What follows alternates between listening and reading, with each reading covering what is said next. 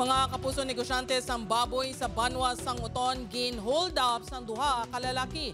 Masobra 400,000 pesos nga kwarta na taban. Si John Sala nakatuto. Sakay siyang nga e-bike padulong na kuntani ang negosyante sang baboy nga si alias Kati sa iya pwesto sa barangay Poblasyon East Uton, Iloilo halin sa iya balay sa barangay Buray. Apang ginaligar nga ginlambatan sang duha ka mga lalaki kahapon Martes ang kagahon kag nagdeklarar sang hold up. Payag sang biktima sa kapulisan, naglabot sa masobra 400,000 pesos nga kwarta ang gintaban sa mga suspek nga nag-hold up sa iya.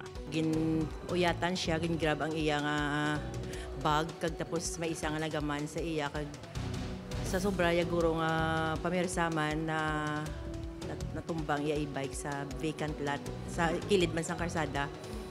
Kag sa ang iya bag ginagaw sang ato sang suspect.